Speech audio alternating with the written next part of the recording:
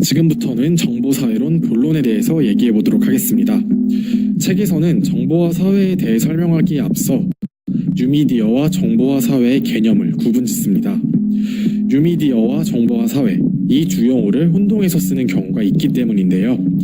일반적으로 뉴미디어는 인터넷, 스마트폰과 같은 일련의 새로운 기술들을 일컫는 말이고, 정보화 사회는 말 그대로 세계화나 통합화와 같은 사회적 변화를 지칭하는 말입니다. 이런 정보화 사회는 많은 학자들이 각자 다른 이름으로 정의하곤 했는데요. 다니엘 벨은 공업화를 뛰어넘는 탈공업화 사회, 엘빈 토플러는 제3의 물결 혹은 제3의 경제 물결, 그리고 마누엘 카스텔은 이를 네트워크 사회라고 말했습니다. 이런 정보화 사회의 가장 주목할 만한 특징은 정보에 대한 접근이 사회적 격차를 유지시키는 수단이 된다는 것입니다. 과거 산업혁명 이후 생산시설의 보유 여부를 바탕으로 경영자와 노동자가 구분되었듯이 정보화 사회에서도 정보를 활용할 줄 알고 다양한 정보에 접근할 수 있는 능력을 가진 사람들이 그렇지 못한 사람들보다 더 높은 위치에 있게 됩니다. 과거 농업사회였다면 인터넷은커녕 전자제품조차 사용해본 적 없는 사람들과 노트북, 스마트폰 없이는 일조차 할 수 없는 사람들 모두 같은 노동력을 가진 사람들이었겠지만, 현대의 정보화 사회에서는 두 집단의 사람들은 완전히 다른 계층의 사람들로 구분하게 됩니다. 이 책에서는 프랭크 웹스터의 저서 정보화 사회에 관한 이론들을 바탕으로 정보화 사회의 정의를 탐구하는데요. 지금부터는 프랭크 웹스터의 저서를 바탕으로 정보화 사회의 정의에 대해 알아보겠습니다. 프랭크 웹스터는 정보화 사회의 개념을 이와 같이 5가지로 구분했습니다.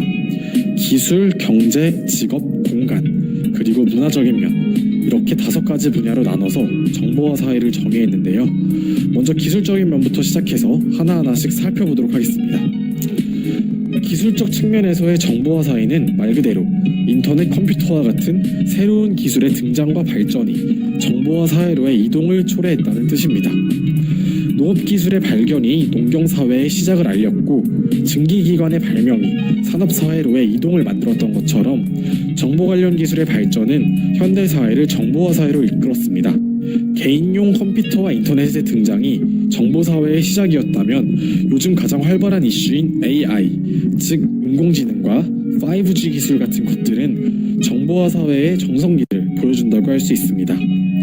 이처럼 우리 주변에서 자주 접할 수 있는 정보 관련 기술들의 발전은 우리가 정보화 사회 속에 살고 있음을 확실히 보여줍니다. 다음은 경제적 영역에서의 정보화 사회입니다.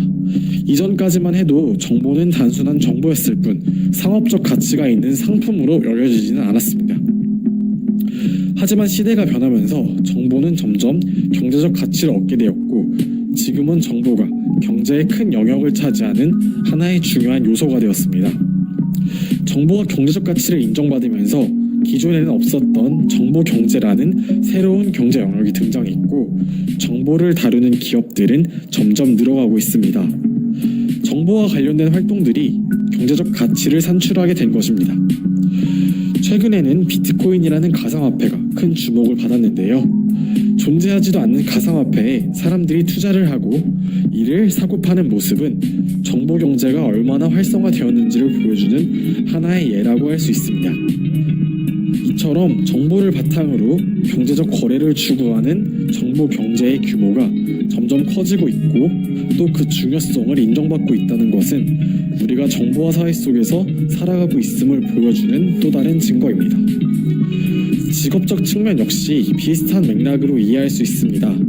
앞서 말했듯 정보 경제가 경제의 중요한 한 부분으로 자리 잡으면서 직업 영역에서도 큰 변화가 일어났는데요. 정보 처리 업무가 점점 증가함에 따라 기존에 각광받았던 3차 산업 노동자들이 줄고 정보를 다루는 정보 노동자들이 늘어나게 됐습니다. 정보 노동자의 절대적인 수가 다른 노동자들에 비해 적을 수는 있지만 그들이 지금의 산업사회에서 가지는 중요성은 상당히 큽니다. 지금 보고 계시는 자료는 고용노동부가 청소년을 위해 만든 직업 가이드북에 실린 내용입니다.